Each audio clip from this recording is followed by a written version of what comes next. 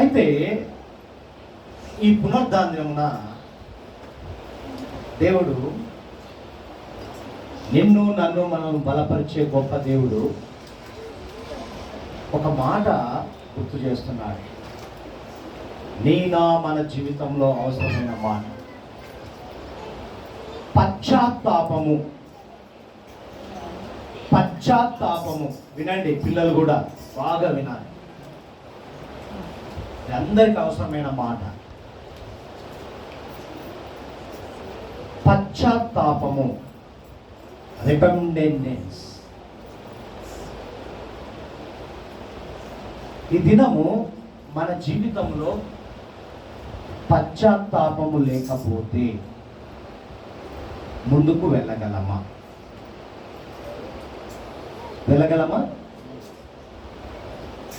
వెళ్తామన్నాళ్ళు ఒకసారి చేతులు ఎత్తండి.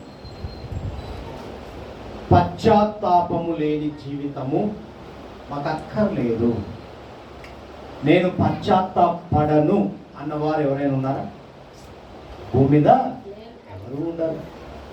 అయితే ఇక్కడ గమనించండి, ఈ దినము అపవాది నీ మనస్సాక్షిని బలహీనం చేస్తాడు. ఏం చేస్తాడండి? నీ మనస్సాక్షిని బలహీనము చేస్తాడు. ఎవరు అంటే దేవునికి ఏదైనా వ్యతిరేకంగా కనపడింది ఏదైనా సరే అది బలహీనమే, అది వాని క్రియ. ఇక్కడ గమనించండి, వాడు ఎప్పుడు మనల్ని నిందిస్తుంటాడు, నేరాపున చేస్తూనే ఉంటాడు. వాడి పని అది. నేను దోషిగానే చేస్తూ ఉంటాడు. ఇక్కడ గమనించండి, అపవాదికి పశ్చాత్తాపం అనేది ఉండదు. ఉంటుందా? ఒక దేవునికి మాత్రమే ఏముంటుందండి? ఒక దేవునికి మాత్రమే నీ మీద నా మీద పశ్చాత్తాపము ఉంటుంది. హల్లెలూయా, దేవునికి మహిమ కలుగును గాక. ప్రియమైన దేవుని సంగమా, ఈ దినము గమనించండి, దేవుడు నిజమైన పశ్చాత్తాపాన్ని గౌరవిస్తాడు. నీలో నిజమైనటువంటి పశ్చాత్తాపాన్ని దేవుడు గౌరవిస్తాడు. ఏదో మనుషులు చూడడానికి లేదా ఈ లోకంలో జీవిస్తున్న నీవు నేను నటించే స్వభావం ఉన్నట్లయితే దేవుడు దాన్ని గుర్తించాడు. హల్లెలూయా. ఎందుకు ఈ దినము పశ్చాత్తాపం గురించి దేవుడు మాట్లాడుచున్నాడు అనగా, ఇది మనకు అవసరం. జీవిస్తున్న మనకు ఈ పశ్చాత్తాపం లేకపోతే ప్రేమించే గుణము ఉండదు. ఉంటుందా? ఉండదు. అయితే పశ్చాత్తాపము దేవునికి ఇష్టం. ఎవరికి ఇష్టము? అపవాదిగా వాడికి అస్సలు ఇష్టం ఉండదు. అయితే ఈ దినము పరిశుద్ధ గ్రంథంలో కొంతమంది రాజులను చూద్దాం. ఎవరిని చూద్దాం? రాజులను గమనిద్దాం. హల్లెలూయా. 2వ రాజుల గ్రంథము 21వ అధ్యాయంలోనికి వెళ్దాం. 2వ రాజుల గ్రంథము 21వ అధ్యాయంలోనికి మొదటి నుంచి చదవండి. మనష్షే ఏలనారంభించినప్పుడు, బాగా గమనించాలి పిల్లలందరూ గమనించండి. ఇక్కడ చూడండి, మనష్షే ఏలనారంభించినప్పుడు 12 ఏళ్ల వాడై. ఎన్ని సంవత్సరాలు? 12 years కదా.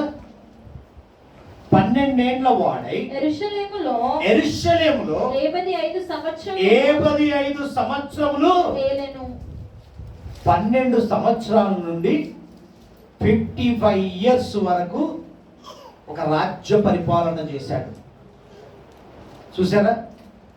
చిన్నతనము నుండే, అంటే యవనములో అడుగు పెట్టిన దినము నుండి వృద్ధాప్య దశలోనికి వెళ్ళేంత వరకు ఇంచుమించు రాజ్య పరిపాలన చేశాడు. అయితే బాగా గమనించండి ప్రియమైన దేవుని బిడ్డలారా, మధ్య మధ్యలో నేను క్వశ్చన్ వేస్తాను. ఏం చేస్తాను? మీరు ఏం చెప్పాలి? ఏమైందని తెల్ల ముఖం వేశారంటే మీరు అపవాదికి సమయం కేటాయించినట్టు. హల్లెలూయా. చూడండి ఇక్కడ గమనించండి, అతడు యెహోవా దృష్టికి చెడుతనము జరిగించుచు ఇశ్రాయేలు ఎదుట నిలవకుండా యెహోవా వెళ్ళగొట్టిన జనములు చేసినట్లు హేయ క్రియలు చేయుచు, మొదటిగా చెడుతనము చేస్తూ తదుపరి హేయ క్రియలు చేర్చుకుంటూ, అంటే దేవునికి విరుద్ధంగా, రాజ్యానికి విరుద్ధంగా, లోకానికి విరుద్ధంగా ఎన్ని రకాలుగా చేస్తున్నాడు గమనించండి. తన తండ్రి అయిన హిజ్కియా పడగొట్టిన ఏం చేశాడు? ఉన్నత స్థలములను అతడు తిరిగి కట్టించి బయలు దేవతకు బలిపీఠములను కట్టించి ఇశ్రాయేలు రాజైన ఆహాబు చేసినట్లు దేవతా స్తంభములను చేయించి నక్షత్రములకు మొక్కి వాటిని పూజించుచు హల్లెలూయా. గమనించండి, ఇక్కడ గమనించండి, ఏం చేశాడు తెలుసా? ఈ మనష్షే ఎవరు తెలుసా? హిజ్కియా ప్రవక్త. 15 సంవత్సరములు దేవుని దగ్గర ఆధిక్యత పొంది మరణ పడక నుండి మరలా నూతన జన్మ పొందుకున్నటువంటి వ్యక్తి, ఆ వ్యక్తి యొక్క కుమారుడే. దేవుని పట్ల కార్యము దలచి దేవుని ఉద్దేశపూర్వకంగా నడిపించబడినటువంటి తండ్రి యొక్క కుమారుడే, ఎవరో కాదు. తండ్రి సాక్ష్యము బహు గొప్పది. అయితే కుమారుని పట్ల చూడండి ఇక్కడ చేస్తున్న కార్యక్రమాలు. చదవమ్మా. మరియు నా నామము ఉంచుదనని యెహోవా సెలవిచ్చిన యెరూషలేములో అతడు యెహోవా మందిరమందు బలిపీఠములను కట్టించెను. మరియు యెహోవా మందిరమునకున్న 2 సాలలలో ఆకాశ సమూహములకు అతడు బలిపీఠములను కట్టించెను. అతడు తన కుమారుని బాగా గమనించండి ప్రియ తల్లిదండ్రులు చేస్తున్న క్రమాన్ని ఇక్కడ గుర్తు చేస్తున్నాడు. లోక ఆచారముగా లోకానుసారమైన జీవితంతో జీవిస్తున్న తల్లిదండ్రులారా బాగా గమనించండి. దేవుని వైపు ఉంటూ, దేవుడు చెప్పినది చెప్పినట్టుగా వింటూ, దేవుడు చేస్తున్న క్రియలను గమనిస్తూ, అన్ని విధాలుగా చేస్తూ, దేవుడంటే భయము కలిగి, లోకం అంటే భయము కలిగి, చూడండి, దేవుడంటే భయము, లోకం అంటే 2 విధాల చేస్తూ తల్లిదండ్రులు చేస్తున్న పనులేంటో చదవమ్మా. అతడు తన కుమారుని అగ్నిగుండము దాటించి జ్యోతిష్యమును శకునమును వాడుక చేసి యక్షినిగాండ్రతోను సోదెగాండ్రతోను సాంగత్యము చేసెను. ఈ ప్రకారము అతడు యెహోవా దృష్టికి బహు చెడుతనము జరిగించుచు ఆయనకు కోపము పుట్టించెను. హల్లెలూయా. దేవునికి కోపం పుట్టించాడా? తండ్రి చూస్తేనేమో భయభక్తులు కలిగిన జీవితంతో, అయ్యా నన్ను ఒక్కసారి చూసావా అని దేవుణ్ణి అడిగిన తండ్రి, ఆ తండ్రి కుమారుడు ఏం చేశాడు? లోకానుసరమైన జీవితంతో దేవునికి విరుద్ధంగా ఎలా నడిచాడండి? తన కుమారుణ్ణి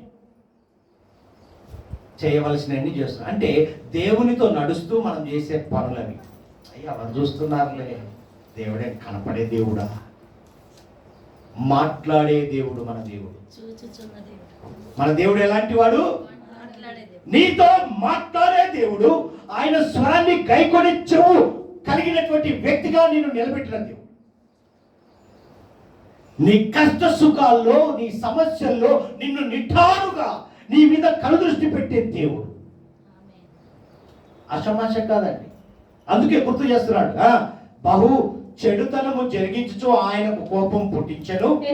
యెహోవా దావీదునకును అతని కుమారుడైన సొలొమోనుకును ఆజ్ఞ ఇచ్చిన ఈ మందిరము ఇశ్రాయేలు గోత్రస్థానములలో నుండి నేను కోరుకొనిన యెరూషలేమునందు నా నామము సదాకాలం ఉంచుదని సెలవిచ్చిన యెహోవా మందిరమందు తాను చేయించిన అషేరా ప్రతిమను ఉంచెను. మరియు ఇశ్రాయేలుకు నేను ఆజ్ఞాపించినంతటిని నా సేవకుడకు మోషే వారికి వ్రాసి ఇచ్చిన ధర్మశాస్త్రం వారు గైకొనిన యెడల వారి పితరులకు నేను ఇచ్చిన దేశంలో నుండి వారి పాదములను ఇక తొలగిపోనీయనని యెహోవా సెలవిచ్చిన మాట వారు వినక ఇశ్రాయేలు ఎదుట నిలవకుండా యెహోవా లయము చేసిన జనములను జరిగించిన చెడుతనమును మించిన చెడుతనం చేయనట్లు మనషే వారిని హల్లెలూయా. ఎన్ని విధాలుగా చేయవలసిన పనులన్నీ హేయక్రియలు చేస్తూ వచ్చాడు, వ్యతిరేకంగా జీవించాడు. తదుపరి బహు చెడుతనము చేసి ఆయనకు కోపం పుట్టించాడు. తర్వాత ఏం చేసుకుంటూ వచ్చాడో చూడండి. కాగా యెహోవా తన సేవకులైన ప్రవక్తల ద్వారా ఇలాగూ సెలవిచ్చాడు. యూదా రాజైన ఎవరండి? యూదా రాజైన మనష్షే ఈ హేయమైన అంటే అనేక దేవతలను పూజిస్తూ దేవునికి విరుద్ధంగా దేవునికి కోపం పుట్టించేంతగా ఈ హేయమైన కార్యములను చేసి తనకు ముందున్న అమోరీయులను మించిన ఎవరిని? అమోరీయులను మించిన చెడు నడతను కనపరచి తాను పెట్టుకొనిన విగ్రహముల వలన యూదావారు పాపము చేయుటకు కారకుడాయను. చూసారా, ఇతనే పాపము చేస్తున్నాడు, ఇంకా వేరే వాళ్ళను కూడా కారకునిగా చేస్తున్నాడు. అంటే నువ్వు నడుస్తున్నావు, నువ్వు వెళ్ళే మార్గం తప్పని తెలిసి ఇతరులను కూడా ఏం చేస్తున్నావు? తప్పుదావలను తీసుకెళ్తున్నావు. కావున ఇశ్రాయేలుల దేవుడైన యెహోవా సెలవిచ్చినదేమనగా వినువాని రెండు చెవులు గింగురుమను. అబ్బా, వార్త వినగానే ఏమైపోతుంది? మన చెప్పు ఏమైంది? ఒక్కసారిగా గింగురుమని. అంటే మనం మాట్లాడుకున్నట్టుగానే ఉందండి.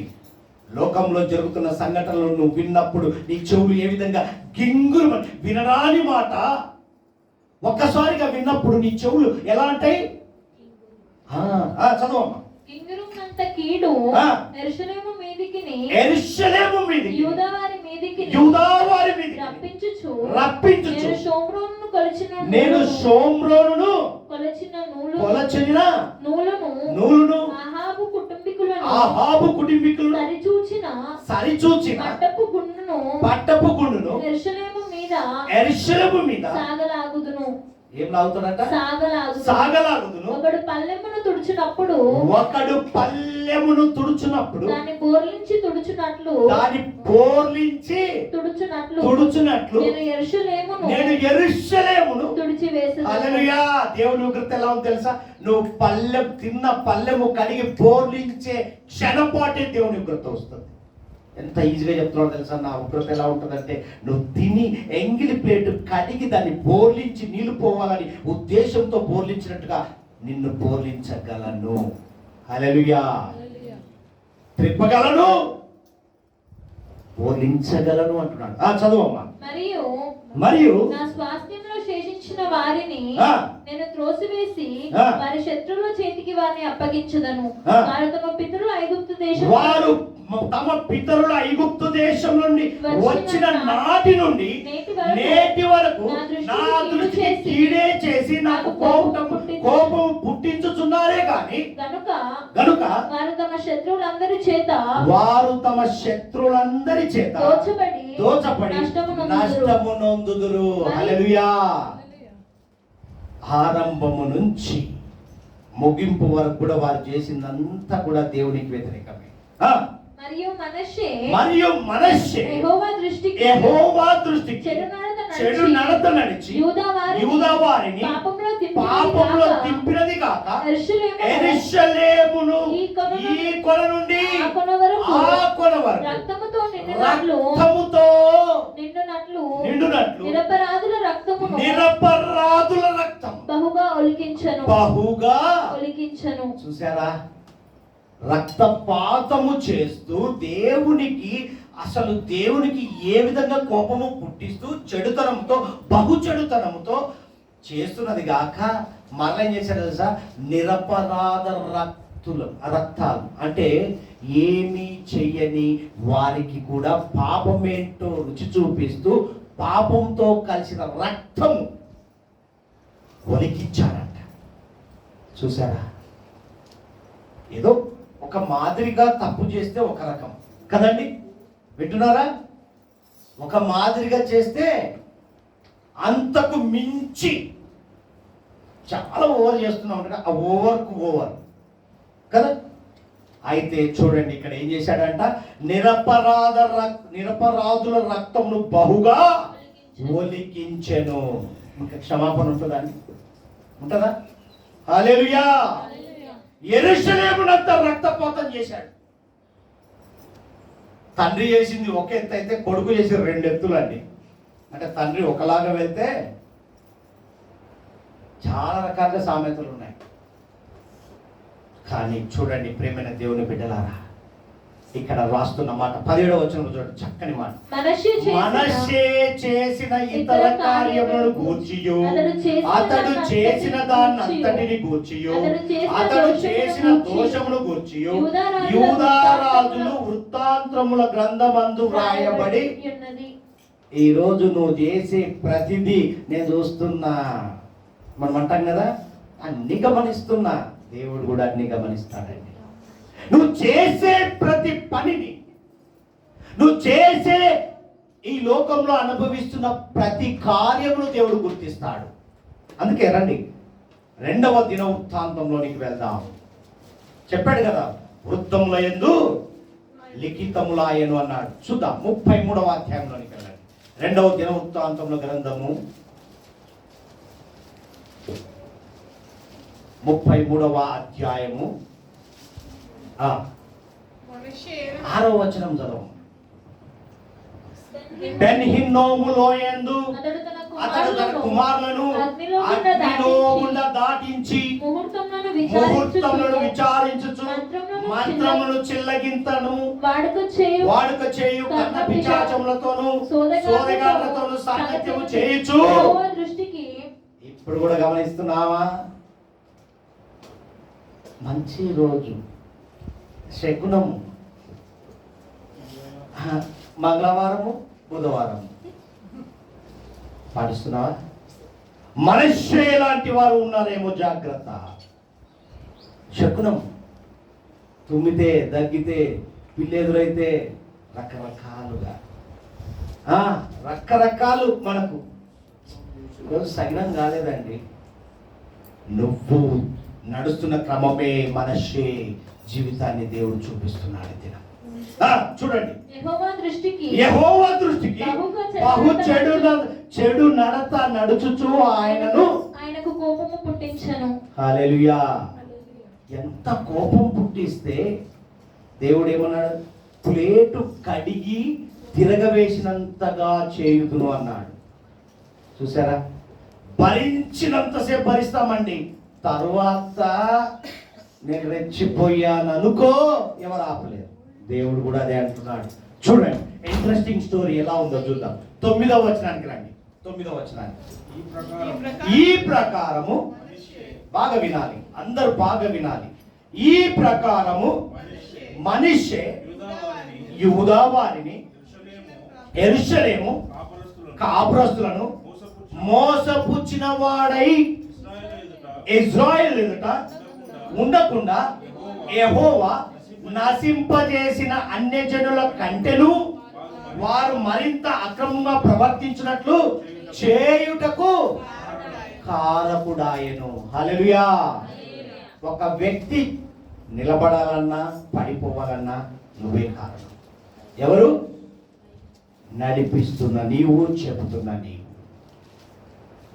అంటే దేవుని ఉద్దేశం పట్ల నువ్వు నిలబడి నశించిపోతున్న ఆత్మలు వెతికి రక్షించమని దేవుడు నీకు బాధ్యత ఇచ్చినప్పుడు నువ్వేం చేస్తున్నావు అంటే ఆయన రూట్లోనే వెళ్దామని చెప్పి ఆయన రూట్లో వెళ్ళి నువ్వు పడిపోయావు.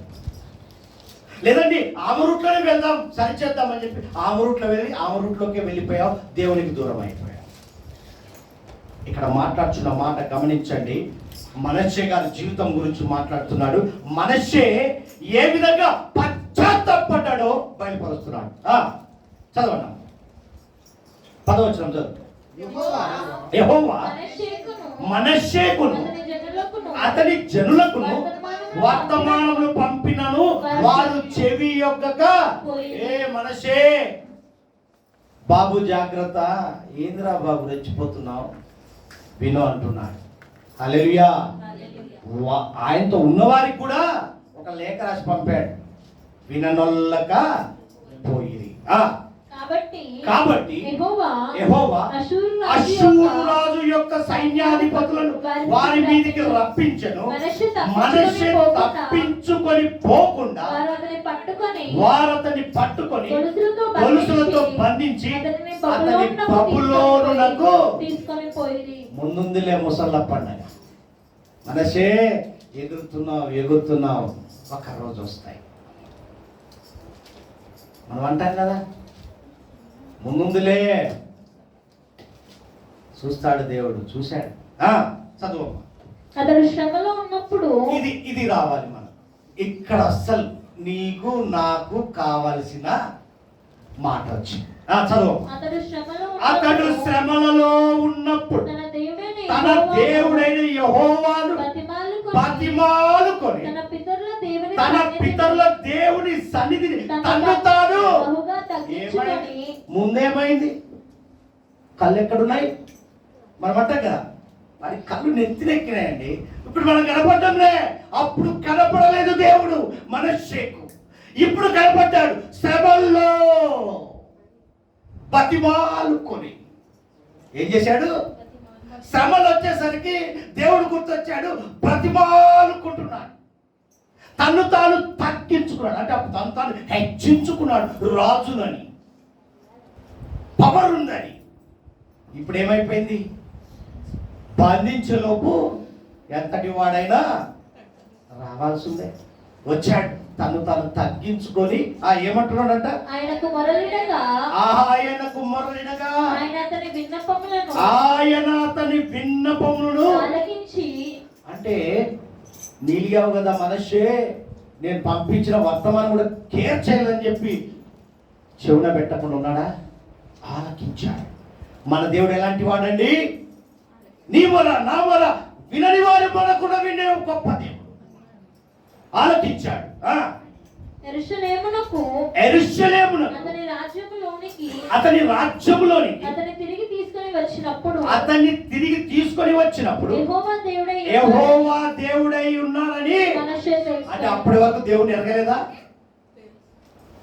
దేవుడు ఏంటో తెలిసి, దేవుని ఉద్దేశం ఏంటో తెలిసి, దేవుని ఉగ్రత ఏంటో తెలిసి, అన్ని తెలిసి మనసు ఏం చేశాడు? అహంకార భావన, నాకు నేనే బాసును అనుకున్నాడు. తదుపరి శ్రమల్లోకి వచ్చేసరికి ఏమైపోయింది? అయ్యా నువ్వే శరణం అన్నాడు. ఆలకించాడు. మరలా మరలా మరలా తీసుకొచ్చాడు, నిలబెట్టాడు. తదుపరి నేనెవరో తెలుసుకోవాలని చెప్పి దేవుడు ఏం చేశాడంటే పరీక్షించాడు, పరిశీలన చేశాడు, పరిశోధించాడు, తెలుసుకున్నాడు, పశ్చాత్తాపడ్డాడు. పడ్డాడా? ఈరోజు మనష్షే లాంటి జీవితంతో ఉన్నావేమో, జాగ్రత్త, పశ్చాత్తాపడు. అంతకు మించిన బ్లెస్సింగ్ నీకు ఒకటి లేదు. దేవుడు నీ పశ్చాత్తాపాన్ని గుర్తిస్తాడు. మనష్షేను గుర్తించాడు. మనష్షేకున్న అహంకారం, మనష్షేకున్న పవర్ అన్ని పోయాయి. బతిమాలుకున్నాడు. తను తాను ఏం చేశాడు? తగ్గించుకొని, అయ్యా నువ్వే నాయనా, నేను అప్పుడేమో అయ్యా నిన్ను చూడలేకపోయానయ్యా. ఇప్పుడు నా శ్రమే నువ్వు కనపడుతున్నావు, నువ్వు దేవుడు అని గుర్తించానయ్యా. ఎంతమంది ఈరోజు మనశ్శే లాంటి జీవితంతో ఉన్నారేమో. దేవుడు నీకు తోడుగా ఉన్నాడని గుర్తించావా? ఆ గుర్తించడం అనే పశ్చాత్తాపం కనపడుతుంది. దేవునికి నిన్ను క్షమిస్తాడు. మనశ్శే అనగా క్షమించిన వ్యక్తి అని అర్థం. ఆ పేర్లోనే ఉందండి. మనశ్శే క్షమించిన వ్యక్తి. దేవుడు క్షమించేశాడు, క్షమించాడు, క్షమించాడు, క్షమించాడు. చూసారా ప్రియమైన దేవుని బిడ్డలారా, ఏమైపోయిందో తెలుసా? ఈ దినము యెహోవా దేవుడని మనశ్శే తెలుసుకున్నాడు. దేవుని హృదయము ఇక్కడ ఎలాంటిదో దేవుడు బయటపరిచాడు. ఆయన హృదయం ఎలాంటిదో ఒక్కసారి టచ్ చేశాడు అంతే. ఒక్కసారి టచ్ చేస్తేనే ఇంత ఉందంటే నిత్యం నేను టచ్ చేసి ఇంకెంత బ్లెస్సింగ్ ఉంటారు. క్షమించేశాడు. దేవునికి మహిమ కలుగును గాక. నేను సాక్ష్యముగా జీవిస్తానని నువ్వు ఎప్పుడైతే అనుకుంటావో అప్పుడే నీ జీవితంలో పశ్చాత్తాపం కలుగుతుంది. హల్లెలూయా. చూడండి ప్రియమైన దేవుని బిడ్డలారా, ఇక్కడ ఈ మనుష్య విషయంలో ఇర్మియా ప్రవక్త ఒక చక్కని మాట మాట్లాడతాడు. చూడండి 17వ అధ్యాయంలోకి వెళ్దాం. ఇర్మియా గ్రంథము 17వ అధ్యాయము 7వ వచనం చూడండి. యెహోవాను నమ్ముకొనువాడు ధన్యుడు. యెహోవా వానికి ఆశ్రయముగా ఉండును. వాడు జలముల యొద్ద నాటబడిన చెట్టు వలె నుండును. అది కాలువల ఓరాను దాని వేళ్ళు తనును. వెట్ట కలిగినను దానికి భయపడదు. దాని ఆకు పచ్చగా నుండును. వర్షం లేని సంవత్సరం చింత నొంద కాపు. అంటే పశ్చాత్తాపడి దేవుని దగ్గరికి వస్తే నీ జీవితము ఫలభరితముగా ఉండును గాక. చూడండి అక్కడ కింద రాయబడిన మాట, హృదయం అన్నిటికంటే మోసకరమైనది, అది ఘోరమైన వ్యాధి కలది, దాన్ని గ్రహింపగలవాడెవడు? ఒకని ప్రవర్తనను బట్టి వాని క్రియల ఫలము చొప్పున ప్రతికారము చేయుటకు యెహోవాను నేను హృదయమును పరిశోధించువాడని. చూసారా, మనశ్శే క్రియల ఫలమును బట్టి పరిశోధించాడు. ఈరోజు నీ క్రియల ఫలమును బట్టి నీ హృదయాన్ని పరిశోధిస్తున్నాడు దేవుడు. నీకు వస్తున్న సమస్య కావచ్చు, నీకు వస్తున్న నిందే కావచ్చు, నీకు వస్తున్నటువంటి ప్రతిది కూడా నిన్ను దేవుడు పరిశోధిస్తున్నాడు. అంతకు మించి ఏం లేదు. ఇక మీరు అనుకోవచ్చు, ఏంటి నాకేనా? నీకే, నీకే. చూసారా ప్రియమైన దేవుని బిడ్డలారా, ఎంత గొప్పగా మరి ఇక్కడ నిజమైన పశ్చాత్తాపాన్ని దేవుడు బాగా గౌరవిస్తాడు అనే దానికి ఒక నిదర్శనాన్ని బయలుపరిచాడు. నీ ప్రార్థనలో బలం ఉంది, నువ్వు తెలుసుకోవాలి ఈ దినం. అందుకే పాత నిబంధనలో అత్యధిక కృపను చూపించాడు దేవుడు. చూపించాడా? అత్యధిక కృప అంటే క్షమించేది. పశ్చాత్తాపడ్డందుకు క్షమించేశాడు. ప్రియమైన దేవుని బిడ్డలారా, ఇంకొక వ్యక్తిని చూపిస్తాను. ఈ దినం గమనించాడు. మొదటి రాజుల్లోనికి వెళ్దాం. మొదటిగా ఎవరిని చూసాము? మనశ్శేను చూసాము. ఎంతగా రెచ్చిపోయాడో చివరికి వచ్చరికి అయ్యా నువ్వే దేవుడు అన్నాడు. నువ్వు అనుకోవచ్చు ఈ దినం నీకున్న దాన్ని బట్టి, అంటే నీకు ఉద్యోగం ఉండొచ్చు, ఐశ్వర్యం ఉండొచ్చు, సొంత ఇల్లు ఉండొచ్చు, ఇక రకరకాలుగా అన్నీ ఉంటే ఏమంటావు? దేవుడు ఎవరయ్యా అంటావు. అన్ని పోయినాక అయ్యా నువ్వే నువ్వే నువ్వే నువ్వే నువ్వే. దేవునికి మహిమ కలుగును గాక. చూసారా? ఇంకొక వ్యక్తిని చూద్దాం. మొదటి రాజుల్లోనికి వెళ్దాం. 16వ అధ్యాయం వెళ్దాం. దేవుడు బహుగా బయలుపరుస్తున్నాడు. 16వ అధ్యాయం 29వ వచనం చూడు. యూదా రాజైన ఆసా ఏలుబడిలో 38వ సంవత్సరం ఒమ్రీ కుమారుడైన ఆహాబు ఇజ్రాయెల్ వారికి రాజై షోమ్రోనులో ఇజ్రాయెల్ వారిని 22 సంవత్సరములు ఒకరికి మించి ఒకరు. ఆయన 55 అయితే ఈయన 22 సంవత్సరాలు. చూసారా? ఎవరైనా పిల్లలు వింటున్నారా?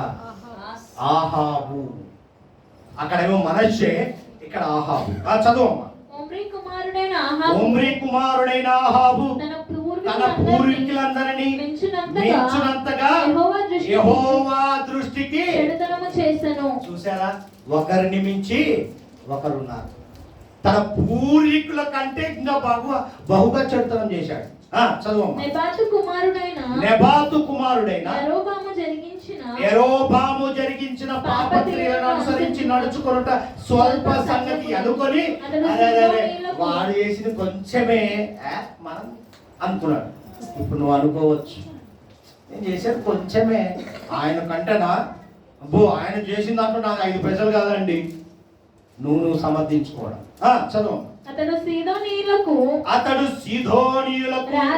రాజైన ఎత్బయలు కుమార్తె అయిన యెజబెలును వివాహము చేసుకొని బయలుదేవతను పూజించుచు వానికి మొక్కు చూను. నేను శోభ్రంలో తాను బయలునకు కట్టించిన మందిరమందు బయలునకు ఒక బలిపీఠము కట్టించెను. మరియు ఆహాబు దేవతా స్తంభం ఒకటి నిలిపెను. ఈ ప్రకారం ఆహాబు తన పూర్వీకులైన ఇశ్రాయేలు రాజులందరికంటే ఎక్కువగా పాపము చేసి కోపము పుట్టించెను. హల్లెలూయా. 18వ అధ్యాయం 4వ వచనానికి రండమ్మా. ఇక్కడ చూడండి. యెజబెలు యెహోవా ప్రవక్తలను నిర్మూలము చేయుచుండగా గుహలో 70 మందిగా నూరుగురిని దాచి అన్నపానం ఇచ్చి వారిని పోషించెను. అంతకు మించి ఈయనే అనుకుంటే ఈయన భార్య అంతకు మించి దేవునికి ఏం కనపడ్డారు? యథార్థవంతులు కదా, చెడుతనము. చూడండి ప్రియమైన దేవుని బిడ్డలారా, యెజబెలు, ఆహాబు, యెజబెలు భార్య భర్త. చూసారా, ఇక్కడికి వచ్చేసరికి వీరిద్దరూ దేవుణ్ణి ఏం చేశారు? ఆయాసపరిచినట్టుగా కనపడ్డారు. 21వ అధ్యాయంలోనికి రండి. 1 రాజులు 21వ అధ్యాయం చూడండి. ఇక్కడ ఒక స్టోరీ మొత్తం కనపడుతుందండి. ఇది ఈ లోకంలో జరుగుతున్న స్టోరీ. చూడండి, 29 వచనాలు ఉంటాయి. 29 వచనాల్లో చూస్తే మొదటి వచనం చూడమ్మా. ఈ సంగతులైన తర్వాత ఇశ్రాయేలులో షోమ్రో రాజైన ఆహాబు నగరును ఆనుకొని ఇశ్రాయేలుడై వాడైన నాబోతునకు ఒక ద్రాక్ష తోట కలిగి ఉండగా ఆహాబు నాబోతును పిలిపించి, నీ ద్రాక్ష తోట నా నగరును ఆనుకొని ఉన్నది గనుక అది నా కూర తోటకిమ్మని దాని ప్రతిగా దానికంటే మంచి ద్రాక్ష తోట నీకిచ్చదనని, లేదా నీకు అనుకూలమైన ఎడల దానిని క్రయమునకు. అయ్యా, జస్ట్ మనం ఏం చేస్తాం? మన పక్కన ఏదైనా ఉంటే పోగొట్టుకుంటామా? ఇది నాకు కలిసి వస్తుందని చెప్పి ఏం చేశాడు? నేను మాట్లాడుకున్నట్టుగా ఏం చేశాడో తెలుసా? అయ్యా, అది నాకు ఇవ్వయ్యా. అమ్మా కూర్చోండి త్వరగా, ఎవరు లేవద్దు, దయచేసి గమనించండి. మీరు లేవటము మాకు డిస్టర్బ్ అవుతుంది. లేస్తే ఒకరు వెళ్ళండి, ఒకరు కూర్చోండి. దేవునికి మహిమ కలుగును గాక. ఇక్కడ గమనించండి, ఏం చేశాడు? అయ్యా వీలైతే కొనుక్కుంటా అన్నాడు, లేకపోతే ఇంకోటి ఇస్తా అన్నాడు. మంచిగా చెప్పాడు. మంచి చెప్తే ఇంలే. తర్వాత ఏమైందో చూడండి. చదువమ్మా. అందుకు నాబోతు, నా పిత్రార్జితమును నీకిచ్చుటకు నాకు ఎంత మాత్రమును వల్లపడదని చెప్పగా నీకియ్యనని ఇశ్రాయేలుడైన నాబోతు తనతో చెప్పిన దాన్ని బట్టి ఆహాబు మూతి ముడుచుకొనిన వాడై కోపముతో తన నగరునకు పోయి మంచం మీద పరుండి ఎవరితోనూ మాట్లాడకయు భోజనము చేయకయు. ఎంత ఇంట్రెస్టింగ్ స్టోరీ చూడండి. మనం చేసేదే కదా, వాడు ఇయ్యడా. చదువు. అంతటా అంతకు మించి కదా, ఆయన ఒక్క ఎత్తు అయితే మన పాత రోజులు అంట, వాడు సేరు అయితే ఇటు సేరున్నారా. చదువమ్మా. అతని భార్య అయిన యెజబెలు వచ్చి నీవు మూతి ముడుచుకొనిన వాడవై భోజనము చేయక ఉండదవేమని అతన్ని అడుగగా అతడు ఆమెతో ఇట్లా నీ ద్రాక్ష తోట క్రయమునకు నాకు ఇమ్ము, లేక నీకు అనుకూలమైన ఎడల దానిని మారుగా మరి యొక్క ద్రాక్ష తోట నీకు ఇచ్చదని యెజ్రెయేలుడైన నాబోతుతో నేను చెప్పగా అతడు నా ద్రాక్ష తోట నీకియ్యనను. చూసారా అమ్మా, ఇది జరిగిందమ్మా. ఎంత బుద్ధిమంతుడండి. చదువు. అందుకు అతని భార్య అయిన యెజబెలు, ఇజ్రాయెల్లో నీవిప్పుడు రాజ్య పరిపాలన చేయుట లేదా? బా ఎంత బాగు. ఏమరా అయ్యా నీ అసలు నువ్వు ఎవరు? భార్య గుర్తు చేస్తారు కదా. అసలు నువ్వు ఏమనుకుంటున్నావు? నువ్వు ఎవరు? ఇంటికి పెద్దోడివి, చిన్నోడు అంటే పడుంటావా? అసలు నువ్వు ఏమనుకుంటున్నావు బావా? మన భాషలో అందాం కదా, భార్య భర్తలు అదేది. అసలు నువ్వు నాకే అంటుంది ఆడ. చదువమ్మా. బలవాడు లేచి భోజనము చేసి మనసులో సంతోషంగా ఉండు. ఏమంటుండు? ద్రాక్ష తోట నీకు ఇప్పించదని అతనితో వాగ్దానం ఇచ్చేసింది. నేనున్నారా బాబు? మనం మాట్లాడుకుంటాం కదా. చదువు. ఆహాబు పేరిట తాకీదు వ్రాయించి అతని ముద్రతో ముద్రించి ఆ తాకీదు నాబోతు నివాసం చేయుచున్న పట్టణం పెద్దలకు సామంతులకు తన పని తను చేస్తుంది. అంతకు మించి కదామా కుయుక్తి. చూడండి ఏం చేసింది. ఒక లేఖ పంపించింది. రే నాబోతు, నువ్వు వినలే కదా, ఇక ఇప్పుడు చూడు నా సంగతి ఏందో. హల్లెలూయా. చదువమ్మా. ఆ తాకీదులో రాయించినదేమనగా ఉపవాస దినమున జరగవలనని మీరు చాటించిన నాబోతును జనుల ఎదుట నిలవబెట్టి నీవు దేవుని రాజును దూషించితివని అతని మీద సాక్ష్యం పలుకుటకు పనికి మాలిన ఇద్దరు మనుష్యులను. అప్పటి నుంచే వచ్చిందని రాజకీయాలు, ఇప్పుడు రాలేవి. ఇద్దరిని ఏం చేసింది? పనికి మాలిన వారిని. చూడండి ఎంత బాగా సంబోధన పరిశుద్ధ గ్రంథంలో క్రోడీకరించి రాయబడిన మాటలు చూడండి. చదువు. తీర్పు ఆయన మీదట అతని బయటికి తీసుకొని పోయి రాళ్లతో చావగొట్టుడి. అతని పట్టణపు పెద్దలను పట్టణమందు నివసించు సామంతులను యెజబెలు తమకు పంపిన తాకీదు ప్రకారము జరిగించిరి. ఎట్లనగా వారు ఉపవాస దినమున చాటించి నాబోతును జనుల ఎదుట నిలవబెట్టిరి. అప్పుడు పనికిమాలిన ఇద్దరు మనుషులు సమాజంలో ప్రవేశించి అతని ఎదుట కూర్చుండి నాబోతు దేవునిని రాజును దూషించిన జనుల సమక్షమున నాబోతు మీద సాక్ష్యము పలుకగా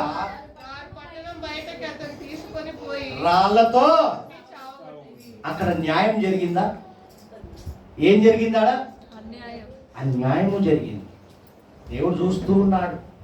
అదేంటండి దేవుడు చూడడం లేదా అంటే, దేవుడు సమయం రాలే. ఇంకా కానా వివాహంలో ఏమంటాడు? అయ్యా అక్కడ అయిపోయి అమ్మా ఇంకా రాలేదు. దేవుడు కూడా అంతే, నీ పట్ల నా పట్ల కూడా నీకు అన్యాయము జరుగుతుందని దేవుడు వచ్చి బిడా ఉండు నేను ఉన్నా అన్నాడా? చూస్తున్నాడు. చదువు.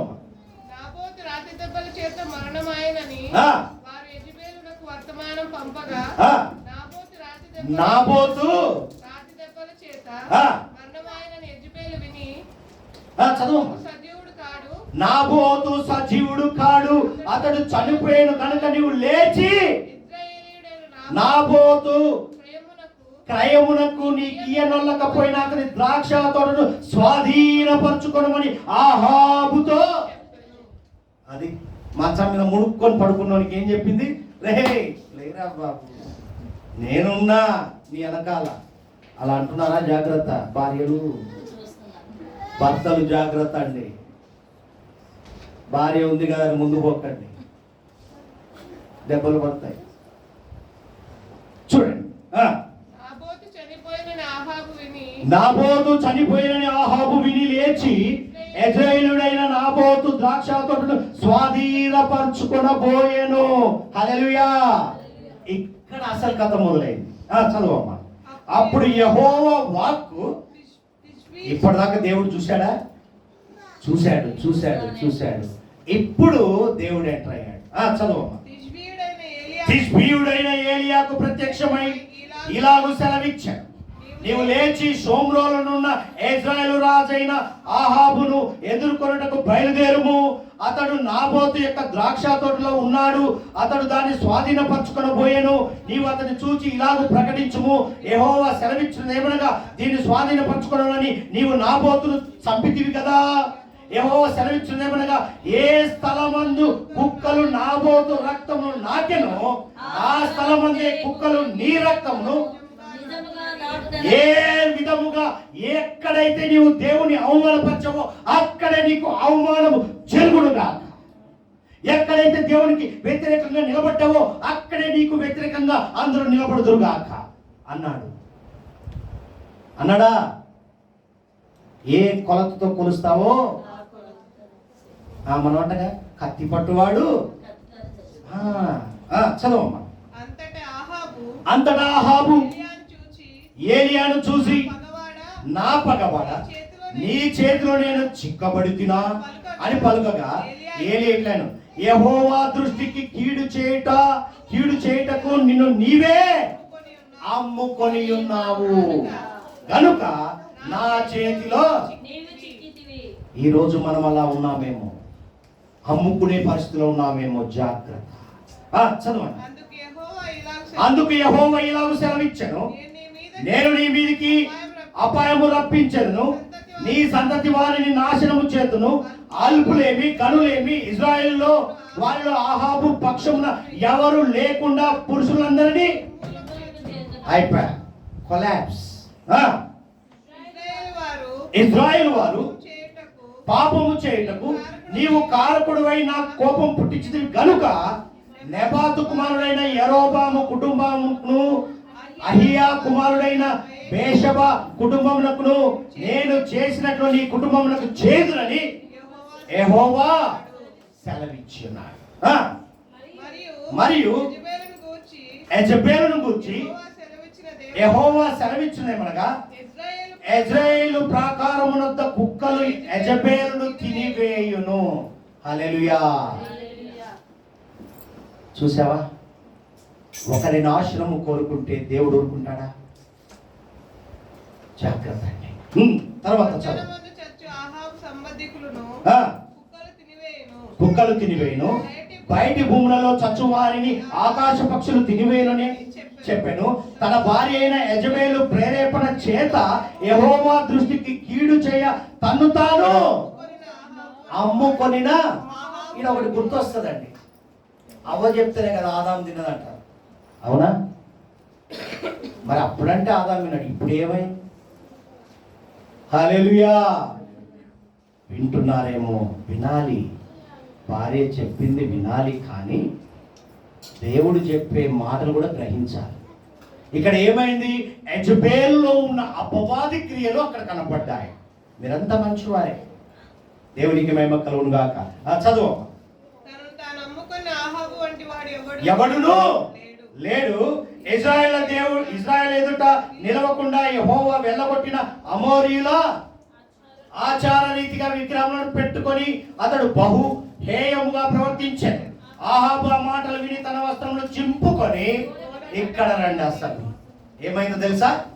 ఇంత జరిగిన తర్వాత ఏమైపోయింది? ఆహాబు ఆ మాటలు విని తన వస్త్రములను చింపుకొని గోనె పట్ట కట్టుకొని ఉపవాసం ఉండి గోనె పట్ట మీద పరుండి వ్యాకుల పడుచుండగా.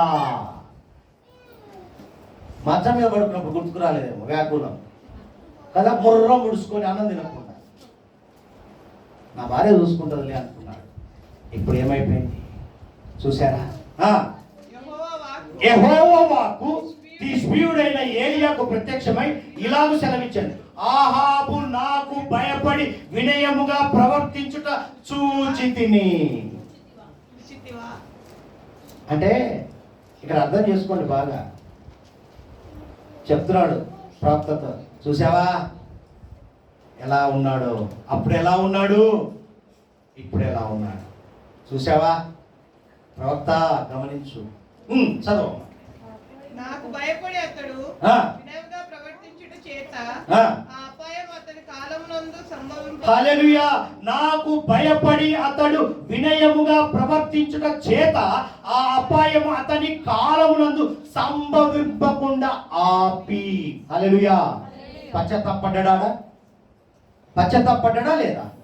ఎంత చెడుతనము చేసి చేసి చేసి చివరికి వచ్చేసరికి దేవుడు మొత్తాడో లేదో ఓకే అలా కదిలించాడు దేవుడు, అంతే. ఏమైపోయింది? పశ్చాత్తాపడ్డాడు. కానీ ఇక్కడ గమనించండి, చివరి మాట గమనించండి. ఇక్కడ వ్రాయబడిన మాట, ఆ ప్రవర్తించుట చేత ఆ అపాయము అతని కాలమునందు సంభవింపకుండా ఆపి. తర్వాత ఏమైంది? అతని కుమారుని కాలమందు అతని కుటుంబీకుల మీదకి నేను దానిని, అంటే ఆ క్షణమే దేవుడు క్షమించాడు. అందుకే నిర్మకాండము రాయబడి ఉంటుందండి, చదవండి. అక్కడ ఇక్కడ రాయబడిన మాట చూడండి. నిర్మకాండము 34వ అధ్యాయంలోనికి వెళ్ళండి, 6-7 వచనాలు. అతని ఎదుట యెహోవా అతని దాటి వెళ్ళుచు యెహోవా కనికరము దయా దీర్ఘశాంతము విస్తారమైన కృపా సత్యములు గల దేవుడైన యెహోవా ఆయన 1000 మందికి కృపను చూపుచు దోషమును అపరాధమును పాపమును క్షమించును గాని ఆయన ఏ మాత్రమును దోషులను నిర్దోషులుగా ఎంచక 3-4 తరముల వరకు తండ్రుల దోషములను కుమారుల మీదకి రప్పించునని. హల్లెలూయా. తండ్రి చేసిన తప్పిదం కుమారుల మీద. అంటే ఇది పాత నిబంధన గ్రంథంలో రాయబడి ఉన్న మాటలు. మన కృపాకాలం వచ్చేసరికి అవి ఏమైపోయినాయి? క్షమింపబడ్డాయి. కృపకాలములో దేవుడు అంత ఉగ్రత చూపించలేదండి. బాగా నేర్చుకోవాలి. ఇది మీకు నెమరు వేయడానికి చూపిస్తున్న మాటలు. అంటే అక్కడ పశ్చాత్తాపడ్డాడు, క్షమించేశాడు, అంతే. ఆ తదుపరి వేరే వేరే స్టోరీ. ఇద్దరిని చూసాం. ఎవరెవరిని చూసాం? మనష్షేను చూసాము, అహాబును చూసాం. వీరిద్దరిలో పశ్చాత్తాపము కలిగింది కాబట్టి దేవుడు ఏం చేశాడు? ఈరోజు అటువంటి స్థితిలో మనం జీవిస్తున్నట్లయితే ఒక్కసారి ఈ పునరుద్ధానమున దేవుడు మాట్లాడుతున్నాడు. ఈ జూలై మాసంలో ఈ మొదటి పునరుద్ధానమున మనష్షే లాంటి, అహాబు లాంటి మనస్తత్వం, యెజబేలు లాంటి మనస్తత్వము కలిగి ఉన్న పురుషులు కానీ స్త్రీలు కానీ గమనించాలని దేవుడు హెచ్చరిస్తూ, మనకు సుపరిచితుడు ఒక ఆయన ఉన్నాడు కదా, యోబును ఒక్కసారి తిలకిద్దాం. ఒక్కసారి చూడండి. 42వ అధ్యాయంలోని పిల్లలు, 42వ అధ్యాయం యోబు చివరిలో ఉంటుంది కదా, చివరి అధ్యాయం అనుకుంటా. 42వ అధ్యాయము 1వ వచనం చూడండి. అప్పుడు యోబు యెహోవాతో ఇలాగూ ప్రత్యుత్తరం ఇచ్చెను, నీవు సమస్త క్రియలను చేయగలవనియు నీవు ఉద్దేశించినది ఏది నిష్ఫలము కానేరదనియు తెలుసుకొంటిని. జ్ఞానము లేని మాటల చేత ఆలోచన నిరర్థకము చేయు వీడెవడు? అలాగున వివేచన లేని వాడనై నేను ఏమీ నెరగక నా బుద్ధికి మించిన సంగతుల గురించి మాట్లాడి తిని నేను మాట్లాడగోరుచున్నాను, దయచేసి. ఎవరితో అంటున్నాడు? దేవుడితో అంటున్నాడు. ఒక సంగతి నిన్ను అడిగెదను, దాన్ని నాకు తెలియజెప్పుము. వినికిడి చేత నిన్ను గూర్చిన వార్త నేను వింటిని, అయితే ఇప్పుడు నేను కన్నులారా నిన్ను చూచుచున్నాను. కావున నన్ను నేను అసహించుకొని ధూళిలోను బూడిదలోను పడి పశ్చాత్తాపపడుచున్నాను. హల్లెలూయా. నిజం తెలుసుకున్నాడు. ఏం చేశాడు? ఎక్కడ పడ్డాడంట? బూడిదలోను ధూళిలోను పడి పశ్చాత్తాపపడుచున్నాడు. యెహోవా యోబుతో ఆ మాటలు పలికిన తరువాత ఆయన తేమానీయుడైన ఎలీఫజుతో ఇలాగు సెలవిచ్చెను, నా సేవకుడైన యోబు పలుకున్నట్లు మీరు నన్ను గూర్చి యుక్తమైనది పలకలేదు గనుక. స్నేహితులతో మాట్లాడుతున్నాడు. యోబుతో మాట్లాడిన దేవుడు యోబు స్నేహితులతో మాట్లాడుతున్నాడు. చదవమ్మా. కనుక నా కోపము నీ మీదను నీ ఇద్దరు స్నేహితుల మీదను మండుచున్నది. కాబట్టి 7 ఎడ్లను 7 పొట్టేలను మీరు తీసుకొని నా సేవకుడైన యోబు నద్దకు పోయి మీ నిమిత్తము దహన బలి అర్పింపాలి. అప్పుడు నా సేవకుడైన యోబు మీ నిమిత్తము ప్రార్థన చేయును. మీ అవివేకమును బట్టి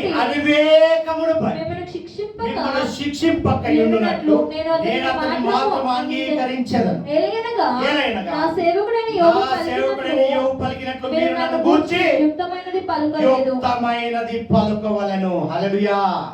యోబు ఏ విధంగా పశ్చాత్తాపడ్డారో మీరు కూడా అదే విధంగా పశ్చాత్తాపడాలి అంటున్నాడు. చదవమ్మా. అక్కడ తేమానీయుడైన ఎలీఫజును షూహీయుడైన బిల్దదును నయామంతుడైన జోఫరును పోయి యెహోవా తమకు ఆజ్ఞాపించినట్లు చేయగా యెహోవా వారి పక్షమున యోబును అంగీకరించెను. మరియు యోబు తన స్నేహితుల నిమిత్తము ప్రార్థన చేసినప్పుడు యెహోవా అతని క్షేమ స్థితిని మరలా అతనికి దయచేసెను. మరియు యోబునకు పూర్వము కలిగిన దాని కంటే రెండంతలు అధికముగా హల్లెలూయా. పశ్చాత్తాపడ్డాడు, స్నేహితులకు తెలియపరిచాడు, స్నేహితులు కూడా పశ్చాత్తాపడ్డారు. పడ్డ తర్వాత యోబుకి ఏం కలిగిందండి? రెండింతలు. హల్లెలూయా. దేవునికి మహిమ కలుగును గాక. దీని విషయంలో పశ్చాత్తాపం కల. దేని విషయము? దేవుని ఏర్పాటులో మన ఏంటో తెలుసుకొని, దేవుడు నిన్ను నిలబెట్టిన విధానం ఏంటో తెలుసుకొని, దేవుడు నిన్ను జీవిస్తున్న విధానం ఏంటో తెలుసుకొని, లోకరీత్యా నువ్వు జీవిస్తున్న విధానంలో నువ్వు పడిపోయినట్టుగా ఉండకుండా, పడిపోయే వారిని నిలబెట్టే పనిలో ఆ పడిపోయే వారితో పాటు నువ్వు పడిపోకుండా నిలబడాలని దేవుని ఉద్దేశం. పశ్చాత్తాపడాలి. నువ్వెంత గర్వించినా దేవుని యొద్దకు వచ్చి ఏం చేయాలి? ఎంతగా తగ్గించుకుంటే అంత హెచ్చింపబడతాం. అదే చూపిస్తున్నాడు ఇక్కడ. ఎవరెవరిని చూపించాడు? మనష్షేను చూపించాడు, ఆహాబును చూపించాడు, యెజబెలును చూపించాడు, యోబును చూపించి చివరకు నిన్ను నన్ను మనం చూపిస్తున్నాడు. మనలో అహంకార భావం కలిగి ఉన్నామేమో. ఈరోజు ఈ డేట్ గుర్తుపెట్టుకోండి, ఈ సమయం గుర్తుపెట్టుకోండి. ఇంత లేట్ అయినా దేవుడు మాట్లాడాడంటే ఆలస్యము ఆశీర్వాదం పొందుకుందువు గాక. ఈరోజు దేవుడు అద్భుతంగా పశ్చాత్తాపడుదాము. అప్పుడే నీవు ఆశీర్వాదానికి నీకేమైతుంది? హైవే ఎక్కబోతున్నావు. నీకు ఇంకా బ్రేక్ కట్టలు ఉండవు. ఏముంటాయి? బ్రేక్ కట్టలు అంటే స్పీడ్ బ్రేకర్ అనేది నీ జీవితంలో ఉండకుండా తుడిచివేయబడును గాక. ఎప్పుడు? మనష్షే లాంటి జీవితం జీవించి, ఆహాబు లాంటి జీవితం జీవించి, యోబు లాంటి అనుభవం. అందుకే యోబు భక్తుని ఒక మాట అంటాడు. మొట్టమొదట్లో వ్రాయబడిన మాట, 1వ అధ్యాయం 1వ వచనం ఏమంటాడు చూడండి అక్కడ. యథార్థవంతుడు, నీతిమంతుడు, సత్యవంతుడు, న్యాయవంతుడైన దేవుని యందు భయభక్తులు కలిగి చెడుతనమును విసర్జించిన అటువంటిగా సంబోధించి చివరకు తనకున్న పరిస్థితులు స్థితిగతులను బట్టి కొంచెం ఆయాసపడ్డాడు యోబు. తర్వాత తెలుసుకున్నాడు, పశ్చాత్తాపడ్డాడు, స్నేహితులు కూడా తెలియపరచాడు. అటువంటి అనుభవం అందరికీ వచ్చును గాక. దేవుడి మాటలు దీవించును గాక. ఈరోజు గమనించండి ప్రియమైన దేవుని బిడ్డలారా, ఈరోజు గమనించండి. నువ్వు పశ్చాత్తాపం లేక దేవుని దగ్గర ఏం కోల్పోతున్నావు? అర్హత కోల్పోతున్నావు, ఆశీర్వాదం కోల్పోతున్నావు.